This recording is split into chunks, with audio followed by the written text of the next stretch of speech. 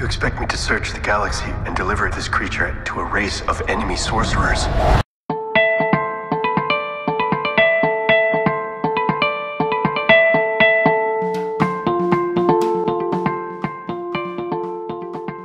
Bonjour à tous, c'est le Lucasfille. Bonjour Claire. Bonjour Aurélie. On va parler de la saison 2 du Mandalorian. On se dit que c'est pas à Noël qu'il faut sortir le Mandalorian, les gars, c'est à Pâques, parce que c'est la chasse aux œufs permanente. Il y a certains œufs qu'on avait plaisir à mettre dans notre panier, et puis il y en a d'autres, franchement, on aurait préféré ne jamais les trouver, les laisser dans les buissons, voire les foutre à la poubelle, parce que c'est bourré à l'huile de palme. Enfin bon, ça va être un épisode assez mitigé. Alors, on n'est pas en train de dire que tout est à jeter à la poubelle. Il y a des choses qu'on a bien aimées toutes les deux. Mais c'est vrai que la saison 2 nous laisse un arrière-goût pas très net par rapport à la saison 1. La saison 1 était plus uniforme et plus dans notre came, collait plus à nos attentes par rapport à Star Wars. La saison 2, il y a des choses qu'on a aimées, effectivement. Mais il y a quand même pas mal de choses qui nous ont gênés aussi. Si ça préfigure l'avenir de toutes ces séries qu'on nous annonce pour Star Wars, on est un peu inquiète. Ça va être effectivement l'occasion de placer la question de l'annonce de toutes les séries, du bombardement là, de séries qu'on va avoir sur Disney. Bon, c'est logique, ils viennent d'ouvrir la plateforme Disney+, il va falloir qu'ils mettent du contenu. Alors, on n'en avait pas parlé avant, parce que toi comme moi, on était... on fait très attention maintenant, nous, avec Star Wars, donc on attendait de voir un peu à quelle sauce on allait déguster ça. Bon, on va peut-être pouvoir effectivement en parler à la fin, mais dans la partie vraiment en conclusion, on va dire, de l'analyse du Mandalorian. On va faire une première partie sans spoil, on va vous dire grosso modo notre impression, et voilà. Et pour les gens qui ne l'auraient pas encore vu et qui prévoiraient de le regarder pendant les vacances de Noël, par exemple. Et puis après, on va y aller parce qu'il y a beaucoup de choses à dire, et c'est vrai que ça buzz en particulier depuis l'épisode final, qui est très révélateur de l'ambiance générale de la saison 2. Disons que la saison 1 semblait ouvrir l'univers Star Wars, partait dans des nouvelles directions. Et si je résume, je dirais que la saison 2 est régressive à plus d'un égard, et pas dans le bon sens du terme. C'est-à-dire que l'univers, la galaxie très très lointaine, a l'air d'être moins en expansion que de se recroqueviller sur elle-même. Ça serait une grosse critique qu'on va pouvoir développer dans la partie spoil. Perso, c'est ce qui m'a vraiment le plus gênée dans cette saison 2, en fait. C'est ce que j'avais appelé la peau de chagrin, hein, Claire, quand on avait préparé cette émission. C'est-à-dire que plus on a de personnages qu'on croise, plus on a de situations, etc., de planètes qu'on visite, et moins on a l'impression que c'est une galaxie, et plus on retombe sur l'effet village de la prélogie, ce qui est très dommage, parce qu'au lieu d'ouvrir, on se referme et on se crispe sur certains aspects de l'univers Star Wars, et ça c'est un petit peu beaucoup embêtant. Dans ce qu'on a aimé, je pense que toutes les deux, le rendu, la facture générale, la photographie, oui, qui est toujours très très bonne. Donc là ils ont fait bon usage de ce qu'ils appellent le volume, hein, qu'ils avaient présenté dans le making of de la saison précédente. J'avoue qu'il y a quand même pas mal d'épisodes sur lesquels j'ai particulièrement apprécié la photographie, c'est très immersif, on s'y croirait vraiment. Les acteurs aussi, manifestement, ce qui fait que globalement le jeu est solide, ils sont bons. Aussi bien les personnages récurrents que les caméos, on va dire, ou les guest stars. Aussi bien les personnages en chair et en os que les virtuels. Oui. Disons-le franchement. Effectivement. Et puis les effets spéciaux, pareil, très grande qualité. Rien à dire. Les effets sonores, il y a eu quelques belles surprises, c'était vraiment chouette. On a visité quelques planètes inédites, on a un petit peu un florilège de biotopes, on va dire, voilà. Même si on vous cache pas que forcément, à un moment donné, on retourne sur une planète désertique. Hein. Oui, disons que oui, enfin voilà, on la trouve en entrée, on la trouve en conclusion, et vous savez tout bien qu'on en pense, donc déjà, ce choix-là, je ne le cautionne pas. Je pense qu'on est tous les deux d'accord là-dessus. Voilà, il y a une planète qu'il faudrait vraiment éliminer, les gars, mais... Je crois que malheureusement, on va jamais pouvoir se sortir de bac à sable. Hein. Alors, moi, je suis plus mitigée sur le premier épisode que toi. Je pense que je l'ai apprécié davantage, mais on va en parler après, voilà. On va pouvoir y revenir. Ouais. Oui, tu disais les effets sonores. Moi, j'aimerais quand même encore une fois féliciter le compositeur pour la musique, parce que il s'est vraiment fait plaisir. Alors, avec des variations sur les thèmes qu'il avait déjà proposés, il en a fait de nouveaux, et je vais donner aussi un petit coup de cœur. Alors, bien qu'il soit dans un sandwich qui me pose problème à plein d'égards, mais pour la musique du générique de fin du dernier épisode, oui, qui est particulièrement réussie. Alors, on avait l'impression qu'on partait dans des envolées lyriques du 18e à la Mozart, ou je sais pas, il y avait une ambiance symphonique qui était totalement différente de ce qu'on avait jusqu'à présent, et il y a vraiment une versatilité de ce compositeur qui a le mérite d'exister et qu'il faut souligner, parce que c'est vrai que voilà, on a ce nouveau et il fait du très beau travail. Ah, puis alors, pour avoir vu le making-of, enfin le sujet sur le compositeur, il vient d'une autre planète, hein. Je pense que c'est pour ça que ça marche bien, c'est qu'il vient sans doute de la galaxie très très lointaine, le mec aussi, il est hallucinant, quoi. Mais c'est intéressant qu'il y ait un tel contraste entre le générique du dernier épisode de la saison 2 et tous les autres génériques depuis le début de la série. Et là, on spoil pas en vous disant qu'il faut vraiment rester jusqu'à la fin du générique. Ne le zappez pas, celui-là, parce que y a une petite surprise à la toute fin du générique. Donc, je pense que c'est pour ça que musicalement, il se détache complètement du reste aussi, tu vois. Ah, il se détache aussi parce que c'est le seul où tu n'as pas le concept art à la fin qu'on a en général, qui sont des très belles images. Chaque fois, on a plaisir à regarder. Donc, c'est vrai qu'en général, tu restes pendant le générique de fin du Mandalorian parce que le générique de fin est vraiment très plaisant. Puis là, c'est vrai que tu sentais qu'il y avait quelque chose de différent. Alors, j'ai bien fait ou pas de rester jusqu'au bout. On verra ça tout à l'heure. Alors, parmi les autres choses qu'on a les plus, oui, alors c'est vrai que le world building, bon, ce que tu as dit avec les planètes, etc., les machines, il y a quelques technologies qui sont intéressantes. Enfin, c'est vrai que, voilà, à l'œil, c'est plaisant à regarder. Je dirais qu'il y a quelques épisodes qui sont plus inspirés que d'autres et plus mémorable, mais ça va aussi rentrer dans la catégorie des moins peut-être. Moi, dans les plus, j'aimerais souligner dans le casting qu'on a quand même un beau méchant, Moff Gideon, je l'ai trouvé particulièrement savoureux, en particulier dans le dernier épisode, mais voilà, c'est vraiment un antagoniste qui a du charisme et qui se pose là. Bah, l'acteur Esposito, il a quand même énormément de présence. Ouais, une belle voix et tout. Et une cape. Et une cape. Donc tout va bien. On va souligner dans les plus les efforts de diversité et de représentation. Ça fait partie également des choses qui sont... Beaucoup plus de nanas dans cette saison 2. Ouais. Ça peut être maladroit peut-être à certains moments, mais c'est vrai que si tu veux du girl power avec une diversité dans le girl power, tu vas être servi. Et puis peut-être une des rares choses qui restait, je vais dire cohérente et qui reste dans le Mandalorian, c'est finalement l'arc Mandalorian en soi. C'est-à-dire la question de c'est quoi un Mandalorien et donc le développement personnel de ce qui est censé être le personnage principal. La question va se poser quand même. Mais en tout cas, la partie mandalorienne et l'évolution de ce que c'est un Mandalorien et quelles différentes incarnations du Mandalorien tu peux trouver dans l'univers de Star Wars et en tout cas dans cette série, ça c'est une partie de l'histoire qui moi continue de m'intéresser. Je ne suis pas sûre que ce soit la partie sur laquelle il s'axe le plus. Donc ça irait dans la partie regret. Moi, j'aime bien. Ah bah pareil, parce que dans la saison 1, on avait justement relevé que par rapport à ce qu'on savait de la culture mandalorienne dans les Clone Wars, la voix empruntée par Din et puis par tous ses frères et la forgeronne, etc., semblait quand même assez différente. Le fait de ne pas pouvoir retirer ton masque, il y a quand même un certain nombre de choses qui ne collaient pas avec ce qu'on savait des Mandaloriens par ailleurs. Donc là, c'était intéressant qu'il y ait cette exploration de ce qu'est un Mandalorien, et tu as tout à fait raison, le personnage principal, donc interprété par Pedro Pascal, a un arc qui se poursuit dans cette saison 2, qui tient la route. Mais qui se fait parasiter par d'autres phénomènes. Oui, et c'est ça le problème, voilà. Ouais. Donc, c'est une entrée de jeu, je pense qu'on peut glisser vers les moins, tout en restant dans la partie non-spoil, encore une fois. Alors, dans les moins, je vais dire sans dire ce qu'on trouve, c'est-à-dire la réduction, justement, des personnages avec un ouzou Wikipédia qui a été franchement insupportable en ce qui me concerne. J'ai trouvé pas ça intéressant et paresseux, et par ailleurs, alors du coup ça soulève la question de à qui on s'adresse, parce que pour plein de gens qui ne sont pas dans l'univers étendu et qui sont limités au film, alors peut-être que ces personnes ne sont pas nécessairement à vouloir regarder le Mandalorian non plus après tout, hein. Mais c'est vrai, du coup je trouve ça un peu dommage parce que oui, peut-être qu'il y a plein de gens qui ont sauté de joie en voyant revenir des personnes, et puis il y en a d'autres, tu vois, ils sont...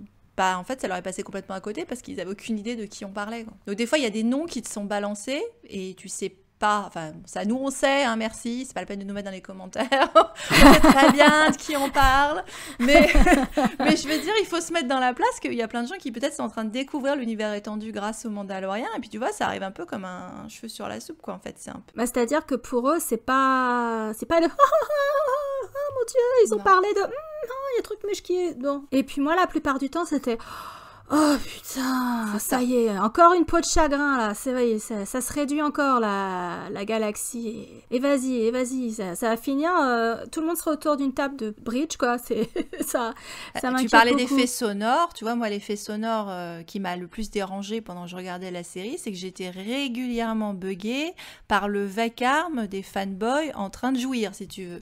Ça m'a vraiment posé problème. C'est-à-dire qu'à chaque fois qu'on avait des scènes comme ça, j'étais là, oh putain. Tu vois, il y avait des Lotcat en train de crever sur la galaxie, quoi. C'est-à-dire qu'à chaque fois qu'ils voulaient faire plaisir, et ça, c'est vrai que ça a été le côté un peu insupportable de cette saison. C'est vrai qu'il y avait des clins d'œil dans la saison 1, qui n'étaient pas toujours bien réussis, mais bon, ça restait de l'ordre du clin d'œil. Bah là, c'est plus des clins d'œil, hein. Là, c'est l'œil au beurre noir, hein, quand même, hein, parce que, dis donc, c'était un petit peu pénible. Ouais. Là, c'était plus du clin d'œil, c'était vraiment du fan service. C'est devenu du fan service et vous savez tout le bien qu'on pense du fan service sur cette chaîne.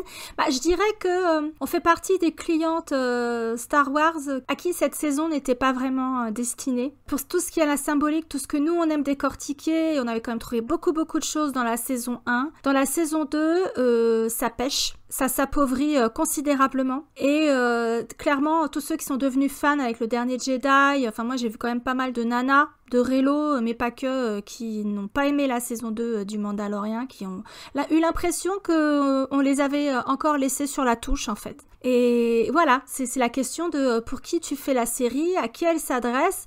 Alors en fait, elle est agréable à regarder parce qu'encore une fois, la photographie est bien, la musique est bien, il y a des bonnes scènes d'action, etc. Et c'est bien joué. Voilà, mais elle est très oubliable. C'est à peine regarder, bon bah ok, je vais binge-watcher autre chose, et puis elle passe à la trappe. C'est pas la sensation que j'avais eue avec la saison 1, à l'exception de quelques épisodes qui étaient un petit peu plus faiblards. Là, dans cette saison 2, j'ai vraiment eu la sensation que sur le moment, je pouvais prendre du plaisir si je faisais abstraction d'un certain nombre de choses, mais aussitôt vu, aussitôt oublié en fait. Et ça m'inquiète pour la suite parce que ça m'a vraiment fait l'effet de regarder un film Marvel ou une série de films Marvel. Les films du MCU, ils sont bien, tu prends ton popcorn, tu prends ton pied, et puis tu les oublies, tu passes à autre chose. Et j'ai pas envie que Star Wars devienne comme ça, mais j'ai l'impression que ça risque d'être ça l'avenir de Star Wars et ça fait chier. Moi, je me suis honnêtement beaucoup ennuyée cette saison. Et un des trucs qui m'a gênée, ça a été l'avalanche de références, alors pas seulement interne à Star Wars, donc on va en débattre après, donc ce que j'appellerais le bouche-trouisme, alors ça j'aimerais vraiment insister là-dessus, mais on va revenir après, mais aussi les copier-coller avec d'autres films qui ont influencé aussi bien le scénariste, donc Jon Favreau, que les réalisateurs divers et variés. Et ça, je le mettrais également dans les moins, tu vois, la pluralité de réalisateurs. C'est triste à dire, mais je vais le dire quand même. Parce que c'est vrai que du coup, moi, pratiquement, à chaque film, j'étais là, à chaque épisode, j'étais là, bon, ok, alors, ils sont allés pomper ça dans tel film, ils sont allés pomper... Et c'est vrai que ça se joue dans plein de films, et on est les premières, nous, à mettre des parallèles avec d'autres films, quand on analyse Le Dernier Jedi, ou quand on analyse n'importe quel autre, un drama chinois ou n'importe quoi d'autre. Ouais. Mais là, du coup, j'avais vraiment l'impression que ça m'apportait rien de nouveau, et que c'était vraiment du copier-coller. Les deux principaux étant Alien, la franchise Alien, et la franchise Terminator. Et la franchise Terminator, tu la trouvais déjà un poil dans la saison 1, avec la question de IG-11, mais alors dans la rédemption du robot, il y avait une avancée, on va dire, dans la psyché et dans l'arc de Dean à ce moment-là. Et là, on a fait vraiment des grands pas en arrière. Tu vois, je parlais de régression. Et là, on revient sur Terminator, mais pas Terminator 2. On revient sur du Terminator 1. Si tu veux, j'adore Alien, j'adore Terminator et j'adore Star Wars. Est-ce que je veux tout avoir dans le même film ? Probablement pas. Est-ce que c'est nécessaire ? Voilà, c'était la question. Après, il y avait le bouche-trouisme. Et ça va avec ce qu'on va discuter peut-être après plus en détail, mais la flopée de séries qui nous ont promis sur les années à venir. Où vraiment, ça faisait beaucoup. Ça faisait vraiment, je sais que c'est la saison festive, mais t'avais vraiment l'impression qu'on était les oies et les canards qu'on est en train de gaver pour le foie gras, quoi. Ah, honnêtement, moi, ça m'a fait plus peur que plaisir. Hein. Quand j'ai vu arriver les posts officiels, j'ai fait oh là là, oh là là. Et pas juste parce que s'il faut qu'on suive tout pour la chaîne, on va juste mourir, on va plus dormir, mais c'est simplement en me disant mais pourquoi tant de haine, pourquoi tant de Non, contenu? mais voilà, c'était trop. Mais parce que ça va aussi avec un des aspects de la saison que j'ai pu voir, qui était le buffet all you can eat, tu vois. Et le fait qu'il y a la question de la bouffe est très présente dans la saison 2. Elle était un peu présente dans la saison 1, mais elle est particulièrement présente là-dedans. Et c'est un peu ça qu'on a avec la flopée de séries. C'est-à-dire, voilà, alors t'as un buffet à la carte, et donc à partir de maintenant, bah, tu vas piocher, évidemment, en fonction... pour le coup, tu vois, tu parlais de est-ce qu'on était le public à qui s'adressait cette série. Et ben leur réponse c'est vous allez forcément trouver dans notre menu all you can eat quelque chose qui va être à votre goût. Donc ça va devenir un peu de la spécialisation et bon voilà, il y en a pour tous les goûts, voilà, etc. Et à boire et à manger, c'était ça l'idée. Moi, je suis très, très perplexe. Hein. J'ose pas m'emballer parce qu'on les a vus à l'œuvre, même au niveau de leur service après-vente, encore aujourd'hui, ça laisse à désirer.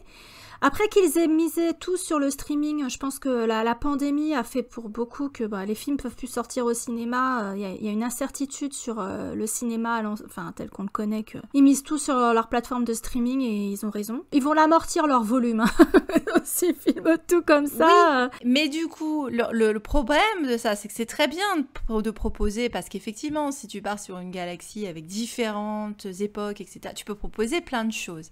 Sauf que le problème, c'est qu'on part sur une espèce de multivers où tout doit se rejoindre à un moment ou à un autre. C'est quand même ce que Kathleen Kennedy a annoncé au moment des séries. C'est, alors voilà, il y aura ci, il y aura ça, il y aura machin, mais il y aura un final époustouflant où tout va se rejoindre à la fin. Et là, c'est Avengers Endgame, quoi. Voilà, est-ce qu'on a besoin que tout se rejoigne à la fin ? Je veux pas faire des histoires différentes. Pitié, non. Et du coup, c'est pour ça qu'on arrive à du bouche-trouisme qui est, et ce qu'a beaucoup fait Jon Favreau et Filoni du coup dans l'affaire de cette saison 2, c'est-à-dire, alors, comment est-ce qu'on recolle les morceaux avec la guerre des clones, avec Star Wars Rebels, avec la trilogie originelle, avec la postlogie, parce que du coup, il y a aussi ça maintenant. Et donc, il y a cet héritage hyper pesant, non seulement de la trilogie originelle qui continue à nous gaver, alors bien qu'on l'adore, hein, mais il y a un moment, il y a ce problème-là, mais également de récupérer l'échec quand même qu'a été l'ascension de Skywalker, où ils se sentent obligés de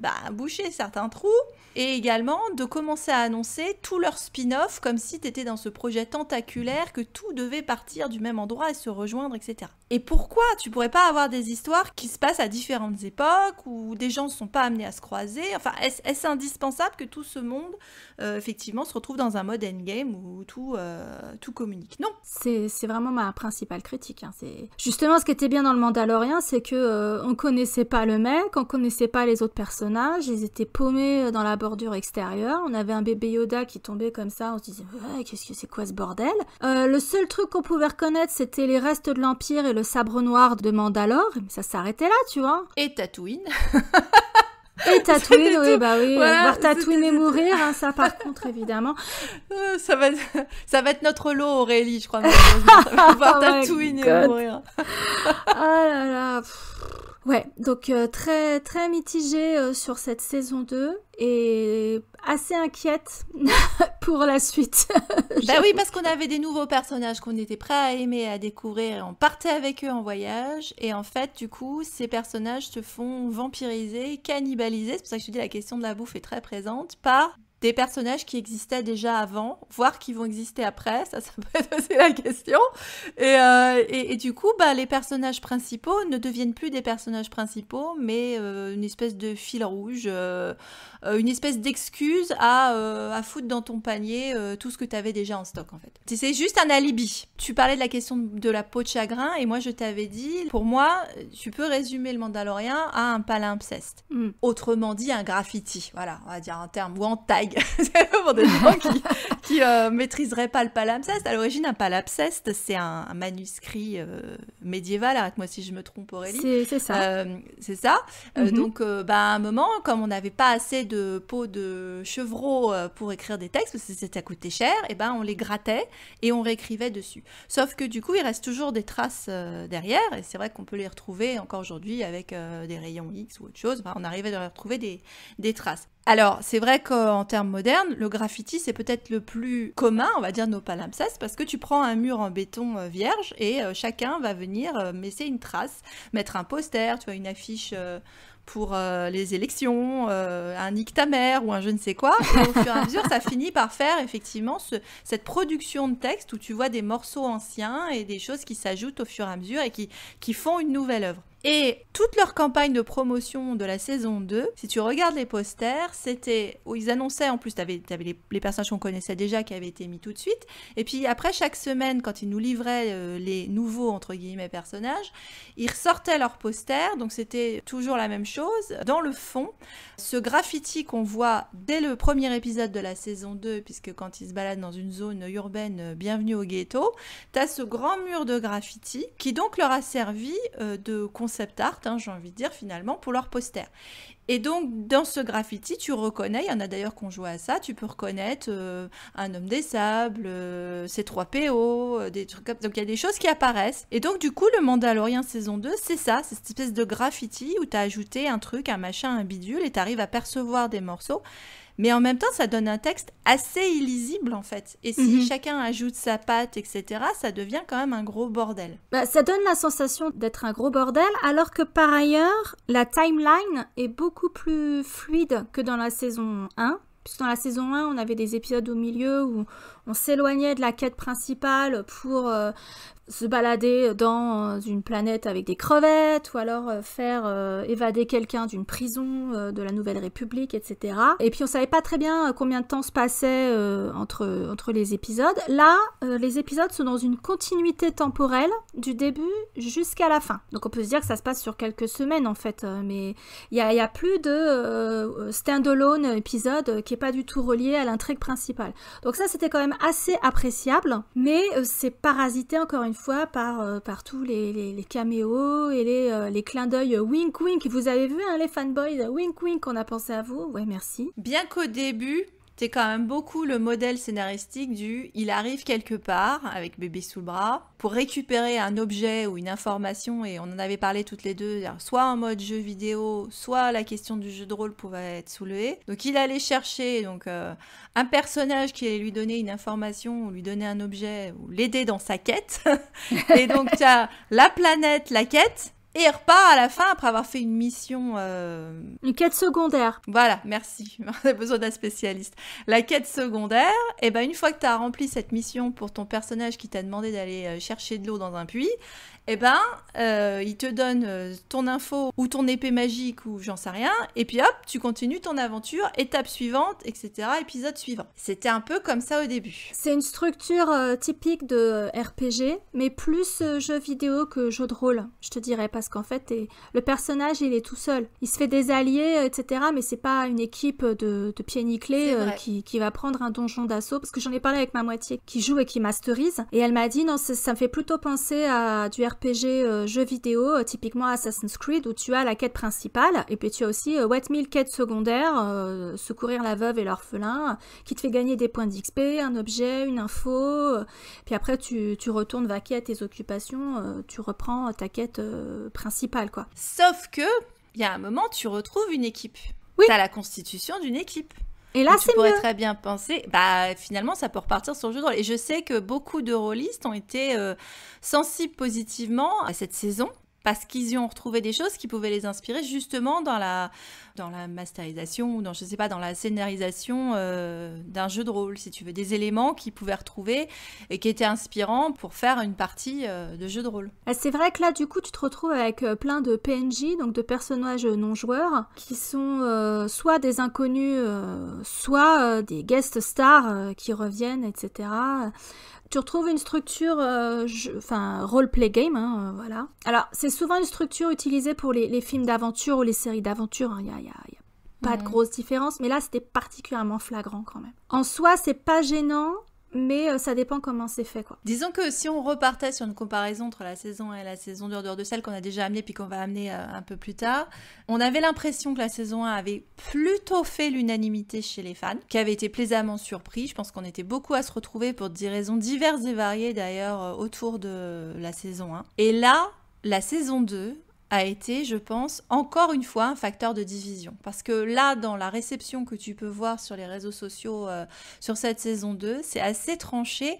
Et c'est pas tranché de manière très homogène non plus d'ailleurs, parce que ça va dépendre des épisodes parfois. Et ça va dépendre de certaines choses. Il y a certains épisodes où des gens ont dit « Ah ouais, moi à fond », d'autres pas du tout. Et les mêmes, après, pouvaient se retrouver d'accord avec ceux avec lesquels ils n'étaient pas du tout d'accord sur un épisode.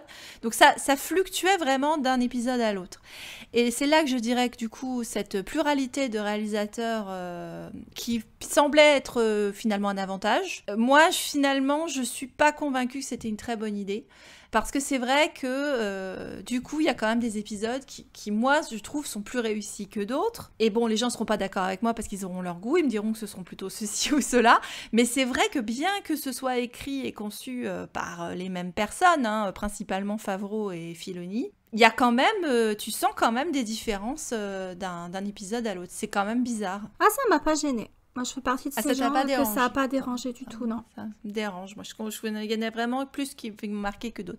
J'ajouterais, pendant qu'on est dans la partie non-spoil, un autre problème qui m'a gênée. C'est que je continue à ne pas apprécier la dévotion sans faille aux Jedi. Ça rime. Et voilà. Et on pensait qu'on allait dépasser ça. Et j'ajouterais également dans la partie non-spoil que la question qui a été soulevée par Rian Johnson et Kylo dans The Last Jedi, faut-il tuer le passé ? Parce que c'est comme ça qu'on pourra peut-être devenir ce qu'on doit être, n'a peut-être jamais été plus pertinente. Voilà, c'est tout. Je te rejoins complètement là-dessus. Parti pour les spoils ? Allez, en avant. Hop, hop, hop. Ouais. Allez, on y va.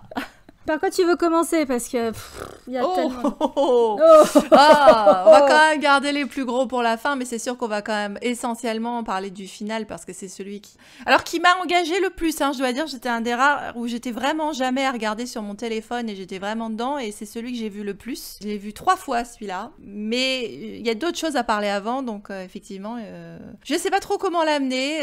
C'est-à-dire que c'est vrai que il y a eu un choc, il y avait du choc à chaque épisode. En fait, en termes de révélation et de retour de personnages, et c'est vrai que ça a été compliqué pour ça. C'était les fameux spoils, donc. Parce que personne ne meurt dans Star Wars à part Ben Solo. Tout le monde a droit à une rédemption dans Star Wars à part Ben Solo. Voilà, je le dis tout ça. Ça m'a énervé, clairement. Je pense qu'ils font tout pour l'enterrer maintenant, ce personnage. Ils savent pas quoi en faire, cette bande d'abrutis.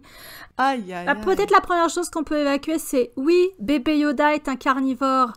Et alors, parce qu'il y avait eu une pseudo polémique après l'épisode où il mange une partie des œufs donc de notre crapaud qui est une espèce en voie d'extinction. Donc ça, ils auraient peut-être dû éviter ce détail. C'est-à-dire que c'était une espèce en voie d'extinction. La passagère, qui était toute choupie d'ailleurs, elle était mignonne comme tout. Oui, c'est un carnivore et en plus c'est un bébé, donc il voit des œufs, il mange. Il sait pas.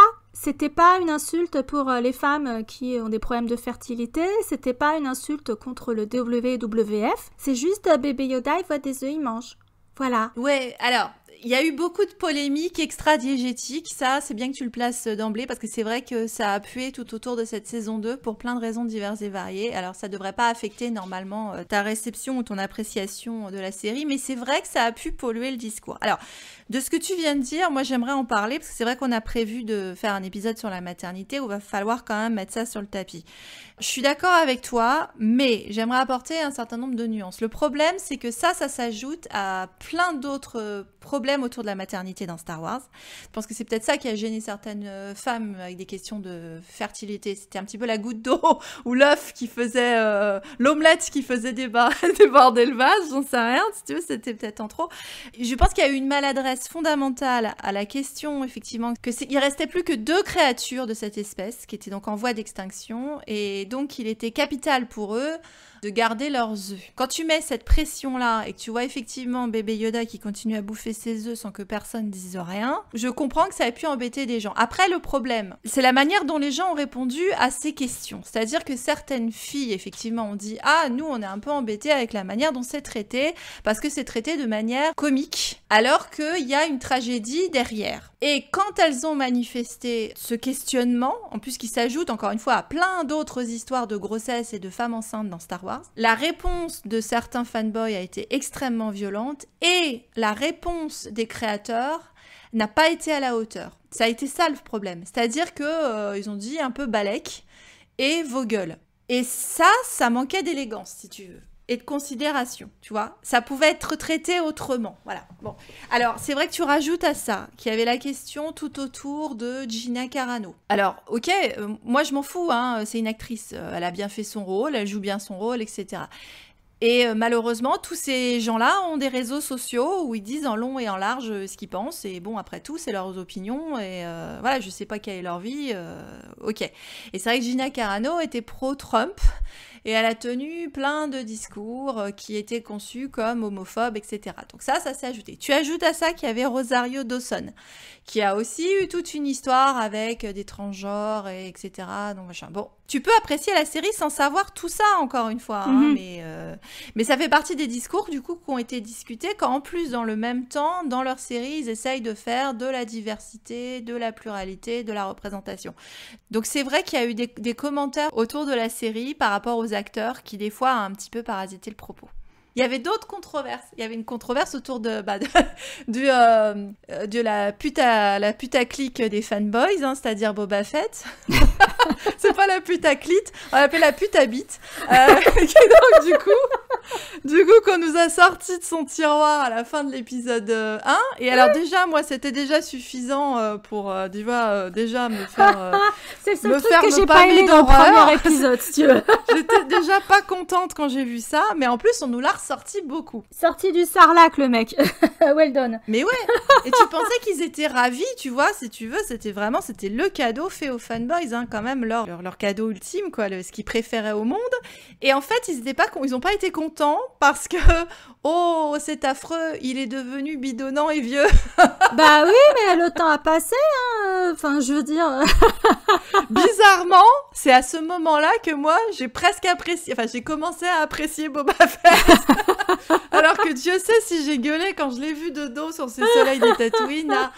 Mais à partir du moment où effectivement il était là avec sa robe en plus, yes, une robe noire et tout, il était mieux qu'avec son armure et tout. Et ben là, si tu veux, presque, j'ai du respect pour Boba Fett. Jamais de ma vie j'aurais pu penser que je dirais ça un jour. Mais voilà. Voilà ce que peut te faire Star Wars, te faire apprécier Boba Fett. Moi, ça m'avait suffi que le magnifique acteur, le sieur Oliphant, Monsieur Hitman pour les intimes, porte l'armure de Boba Fett quand il jouait les Marshals sur Tatooine.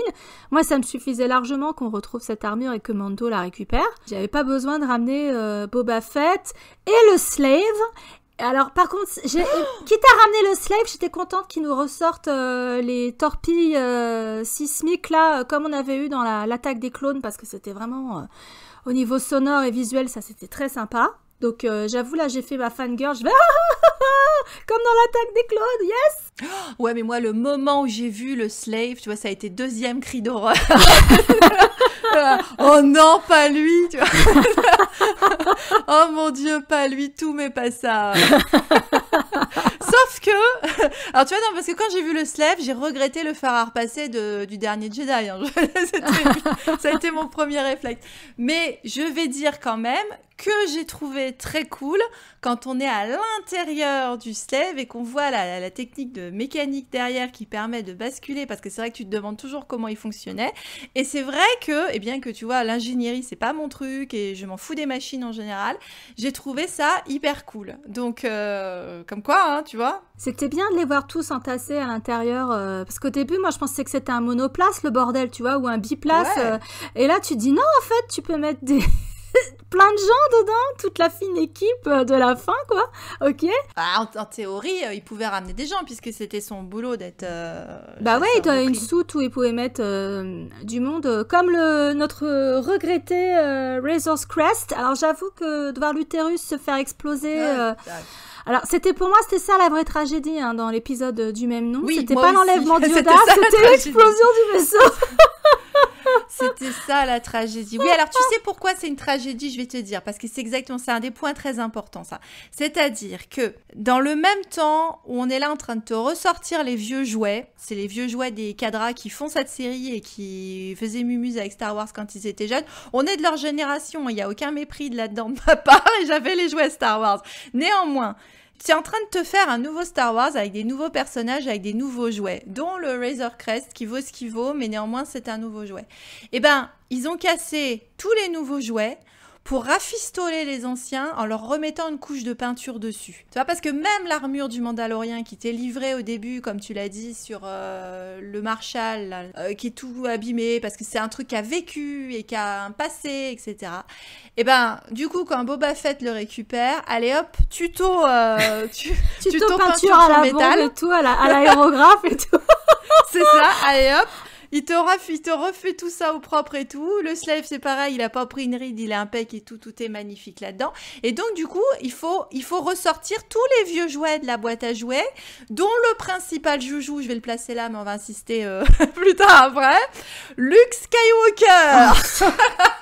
Et donc, tu te dis, mais attends, on a des nouveaux là, on a Din Djarin, on a bébé Yoda, enfin, en termes de jouets, il y a de quoi là, il y a de quoi s'amuser. Voilà, fermons la parenthèse. Parce moi, j'étais sûre qu'on allait finir sur Luke. Ah non, mais on va finir sur Luke. J'étais fallait le placer parce que ça fait partie des vieux jouets qui sont ressortis. Depuis l'épisode d'Ahsoka, c'était grillé que c'était Luke qui allait récupérer bébé Yoda. Moi, à la seconde où Ahsoka a dit je m'en occupe pas, il reste pas beaucoup de Jedi, mais peut-être que quand il sera allé dans la Stargate, sur Titon, en plus, voilà, Titon, ils nous ressortent ce qui était censé être la première planète des Jedi dans l'ancien univers étendu. On fait abstraction d'Arto. Pourquoi ils l'ont pas amené sur Arto, par exemple? Pourquoi pas? Ça aurait été cool. Oui. Tu vois, non? Balèque de la postlogie. Les Lanais se seraient occupés de bébé Yoda, elle. Hein. Ah ouais, elles auraient kiffé. Bah, ils mangent la même chose. À part peut-être les macarons bleus, la durée, les bleus turquoise, là, les bleus fluo. Parce que, ouais, bébé Yoda est un pickpocket aussi. Oh ouais, bah bébé Yoda, il a pris cher dans cette saison. Il a perdu beaucoup en choupinerie. Hein. Parce que non seulement, effectivement, c'est un ventre sur pattes qui bouffe les œufs des autres, mais en plus, il vole les gamins dans les écoles et tout. Ça, c'est une future racaille. Ça a été la perte de l'innocence de bébé Yoda cette saison. C'est-à-dire c'est la saison où on te dit que ce bébé Yoda tout choupinou machin, en fait, c'est un futur gangster Ben Solo, puisque... Ah, moi, je le vois pas comme ça. Moi, je le vois comme un gamin qui n'a pas eu de règles à respecter pendant très très longtemps, même si on apprend qu'il a été formé à l'Académie Jedi de Coruscant, où il devait être... il devait avoir une vingtaine d'années, donc il devait être tout petit par rapport à l'espérance de vie de son espèce, quoi. Et non, c'est juste un gamin qui a besoin qu'on le cadre et qu'on lui apprenne ce qu'il faut faire, ce qu'il faut pas faire. Et le Mandalorien, il est beaucoup trop papa poule, pas assez autoritaire avec lui, quoi. Pour le coup des œufs, c'est la faute du Mandalorien. Il n'y a que des problèmes avec tout ça. Alors, tu vois, pour le coup, alors, bon, allons-y. Alors, à fond sur bébé Yoda, Bon, alors d'abord, il a un nom, donc gros goût, parce que il a gros goût à tout. Il goûte à tout, il a son gros goûter, il est prêt, voilà. Donc bon, le nom est moche, donc on va continuer à l'appeler bébé Yoda. Mais tout le monde continue à l'appeler bébé Yoda, en fait, on s'en fout de son vrai nom. Et je pense que vraiment, ça doit être le fils caché de Yoda et d'Yaddle, parce que il était quand même là à la même époque qu'il y avait Yoda et Yaddle, donc c'est tout. Enfin, il y a vraiment un problème avec ça. Et donc, on t'apprend effectivement qu'il était caché des autres, alors carrément du délire, et qu'il a été carotté à la dernière seconde au moment du massacre du Temple Jedi. Bon, je sais pas ce qu'il y avait appris, parce que visiblement, il sait pas faire grand-chose encore, bien qu'il soit très très très très fort, et que en plus, on nous a ressorti les midi-chloriens, dis donc, alors... ça aussi, on a eu droit à la puissance M dans son sang, etc. Alors ça, c'était peut-être pas la meilleure chose à nous ressortir. Moi, je te dis, pourquoi nous faire ça puisqu'on a Ben Solo, parce qu'en fait, ça devient un Ben Solo bis. La force est puissante dans sa famille, blablabli, blablabla, il est exceptionnel, il va rétablir l'ordre dans la galaxie, c'est quand même la dernière chose qui nous est dite dans le dernier épisode quasiment, et donc il faut l'entraîner, pour éviter qu'il devienne une créature du mal, parce qu'il a beaucoup de peur et d'anxiété en lui, et qu'il a vécu des situations traumatiques dans son enfance, et que s'il tombe pas sur la bonne personne pour l'entraîner, ça va donner un désastre. Et quelle bonne personne trouve-t-on pour l'entraîner? Luke Skywalker. Et toi, sur ton siège à ce moment-là, déjà, tu es en train de gérer le fait que tu as Luke Skywalker jeune avec sa gueule CGI en face de toi. Bon, d'accord. Mais en plus, tu te dis, Mais en fait, il est nul comme prof et comme père d'adoption. Je veux dire, on le sait. Alors pourquoi est-ce qu'ils vont nous le coller avec... Il a déjà va avoir Ben Solo à gérer dans quelques années, il s'en sort pas bien. Pourquoi il nous colle bébé Yoda dans les pattes? Il est nul, je veux dire. Il prend le bébé, il tient un sac à patates, il a 0 expression sur sa figure. Bon d'accord, c'est du CGI, mais enfin voilà, je vais te dire... Pourquoi faire ça? Et en plus, tous les problèmes de continuité que ça a posé après avec la postlogie, parce qu'en théorie, Ben Solo, c'était son premier étudiant pour lequel il a ouvert son académie de Jedi. Et je replace pour ceux qui ne le savaient pas, parce que ça commence déjà également à ressortir. Non, Ben Solo n'a pas tué bébé Yoda. Il a tué personne au temple, hein, c'était pas lui. Mais comme tout le monde n'a pas lu les BD, ils en sont restés là-dessus, si tu veux. Ça commence déjà à appuyer sur Twitter et compagnie, sur le fait que, oh là là, mon Dieu, Ben Solo va tuer. Et là, comme on sait qu'on a une saison 3, et c'est là qu'on a peur, on se dit, oh putain, comme ils veulent nous faire absolument tous les bouche-trous à droite à gauche, ils vont nous recoller Ben Solo jeune, parce qu'ils peuvent. Alors là, ça va pas passer du tout. Hein. Ça ne va pas passer du tout. Et puis du coup, Luke Skywalker rebelote que... Alors, je l'aime bien encore une fois, Luke, mais plus ça va, moins je l'aime bien. Moi, je l'aime bien. Je l'aime bien dans le dernier Jedi. Je l'aimais bien dans l'Empire contre-attaque aussi, mais je l'aime bien et dans le Retour du Jedi, mais je l'aimais bien dans le dernier Jedi. Mais le problème, c'est que là, nous le ressortir en full power, machin, etc., dont rêvaient les fanboys. Fantasme de fanboy, comme le Vador dans Rogue One, quoi. C'est du même tonneau. J'avoue, j'ai pris mon pied sur le moment. Hein. Quand j'ai vu arriver le X-Wing, j'ai dit à ma moitié, je dis, bah, tu vois, c'est Luke qui vient récupérer bébé Yoda. Je dis, à partir du moment où Ahsoka voulait pas s'en occuper et a même dit la chose la plus sage qui soit, à savoir, il ne faut pas le former, il faut laisser ses pouvoirs s'étioler, etc. Parce que j'ai vu ce que ça donnait quand quelqu'un d'aussi peureux, d'aussi coléreux était formé. Tu te dis, ok, elle a la sagesse, elle a vu, machin, elle va pas le former, c'est la bonne décision. Et Luke Skywalker qui débarque tout fringant, alors il a remis son Gucci, hein, donc c'était cool de le revoir en Gucci. Oui, il avait sorti son motherfucker, oui, exactement. C'est ça, avec son sabre, voilà, bon. J'ai le swag. Et lui, il fait la connerie, dans sa naïveté, de prendre un élève. Alors qu'Ahsoka, qui a l'expérience et qui a vu ce qui est arrivé à Anakin, elle ne commet pas cette erreur. J'ajouterais que Ahsoka, contrairement à Luke, elle a vraiment eu une formation. Elle sait de quoi elle parle. Luke, il a pas été formé, les mecs, là. C'est pas pour 2 semaines dans les marais de Dagobah. Je vais te dire, il a eu 0 comme formation. Il sait pas ce que c'est une académie de Jedi. Et donc là, il arrive, monsieur, il est en full Jedi. Vive l'institution de Jedi. On va faire comme faisaient les Jedi. Non, mais non, je t'arrête tout de suite, quoi. Et en plus, ça fait de Luke, qui est plutôt un féministe normalement, une espèce de connard mansplainer parce que Ahsoka, ah non, c'est pas bien, faut pas l'entraîner, machin, je vais pas le faire. Et l'autre, il arrive derrière, si, faut le faire. Elle sait rien, la connasse. Oh et ben, c'est bien réussi. C'est bien la peine de nous mettre 4 nanas en train de déglinguer tout le monde dans un couloir si derrière, tu mets Luke Skywalker, le dernier qui a parlé, qui a raison, que Ahsoka, c'est qu'une poufiasse qu'il ferait mieux d'aller voir ailleurs, si tu veux. Ça invalide complètement ton propos d'avant, quoi. Et c'est pour ça qu'à mon avis, il va se planter. Bébé Yoda, ils n'ont pas intérêt à ce qu'il soit trop absent de la série du Mandalorien. Donc je pense qu'on le reverra très vite dans la saison 3 avec le Mandalorien, tu vois. Enfin, j'espère. Parce que c'est un peu, leur vache à lait maintenant, hein, bébé Yoda. Donc, faut quand même qu'il continue de donner du contenu avec le bébé. Bah, faudra voir. Mais c'est vrai qu'en plus, Ahsoka avait respecté le fait qu'il avait un attachement... pour son nouveau papa. Et bah Luke, Balek, hein. On s'en fout d'avoir des papas et des attachements et des mamans. Allez hop, je t'embarque le truc. Je m'en occuperai bien. Allez, faites vos adieux et je me casse. R2D2 et moi, on va faire une nouvelle famille et puis youpla, ça ira très bien. Allez, un robot qui bip et puis un puceau de l'espace et puis ça va faire une famille. Il n'y a pas de problème. Oh mon Dieu. Et tu vois, pourtant, alors c'est vrai qu'on a dit voix féministe qu'ils avaient pu faire dans la série, donc c'est vrai qu'il y a beaucoup de présence féminine, plutôt réussie. Il y a aussi le premier duel de filles qu'on n'a jamais eu en live action. Qui était ça très existe sympa. dans les séries, dans les dessins animés, etc. Ça existait.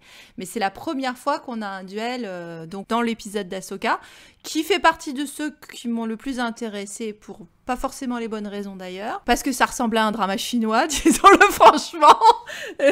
Moi j'étais partie en full princesse Mononoke. On aurait dit San, qui, en plus, dans cette forêt dévastée, on aurait dit San qui partait à l'assaut des forges de Damiboshi, tu vois. Alors, il y avait aussi la référence la plus directe, c'est Yojimbo de Kurosawa, mais je l'ai pas vu celui-là, donc ça m'a pas frappé, bien sûr. Mais c'est vrai qu'il y a quelqu'un qui a fait des comparaisons plan par plan, et c'est exactement ça, quoi. Mais par contre, esthétiquement parlant, il était réussi, et en plus, beau. Il plaçait Michael Biehn en caméo, toutes les deux très hâte de voir. Bon, tu clignais des yeux, tu le voyais pas, hein, quasiment. Mais enfin, c'était logique de l'avoir en caméo, parce que, outre le fait que, comme je l'avais suggéré, t'as beaucoup de références à Alien, en particulier dans le 2e épisode dans cette saison, et qu'en plus, tu vois également des références à Terminator dans le final. Donc voilà, ça se posait là d'avoir Michael Biehn finalement. On a le père Connor. Mais peut-être sur l'épisode d'Ahsoka, ça permet déjà de replacer ce qu'en fait on est en train déjà de discuter toutes les deux, c'est-à-dire la présence féminine et la présence masculine. Et on en reparlait toutes les deux juste avant. On avait noté, si on fait la continuité avec notre première analyse, nous on avait particulièrement apprécié la fluidité ou la subversion et le mélange entre le féminin et le masculin. Et bah c'est fini, ça c'est terminé, hein. Donc ça tu le sais dès le premier épisode parce que les beats sont sortis et pas les musiciens malheureusement, mais les speeders qui ressemblent à des grosses bites ambulantes, et Boba Fett qui est quand même voilà le symbole masturbatoire ultime des fanboys, et puis le palais de Jabba à la fin, donc on reste dans le symbole masturbatoire et qu'on fait exploser l'utérus, et que bien qu'il y ait énormément de femmes dans cette série, elles sont pas nourricières. Dans cette saison, elles ne sont pas nourricières. Ah ben pas ça, seulement ça, c'est que tu les sépares. Et par exemple, si tu regardes l'épisode avec Ahsoka, à un moment, tu te retrouves quand même dans une situation où t'as, limite c'est aux toilettes en train de faire la queue pour les chiottes, t'as le côté des filles et le côté des mecs. Et dans le même temps, tu vois les deux mecs, donc Dean et puis donc le personnage qui est joué par Michael Biehn, qui s'appelle Lang, qui veut dire le loup en chinois.